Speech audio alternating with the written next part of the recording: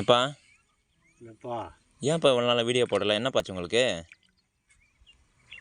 நான் வீடியோ போடுறதுக்கு எங்கிட்டு நீ கோயம்புத்தூர் பக்கம் ஓடி போயிட்டா. சரி. என்னமோ இப்போ தான் கட்டிகிட்டே சம்பாரிச்சு கொடுக்குறது மாதிரி அங்கேயே இருந்துக்கிட்டா. இங்கேருந்து செவனேன்னு விவசாயத்தை பார்த்துக்கிட்டு இருக்க மாட்டோமா? எங்களோட ராசா மாதிரி இருக்கலாம்ல. இப்படி போய் இருந்துக்கிட்ட நாங்கள் எங்கிட்டு வீடியோ போடுறது? இங்கேருந்து ராசா மாதிரி இருக்கலாமா விவசாயம் பார்த்தா? அம்மா ராசா மாதிரி இருக்கலாம். இங்கே விவசாயம் பார்க்குற எல்லாருமே பிச்சைக்காரனா தானே தர்றான். அப்புறம் எங்கிட்ட ராசா மாதிரி இருக்கிறது மாதிரி இருக்கலாம். நான் அங்கே போய் கொஞ்சம் நல்லா வச்சிருக்கேன்.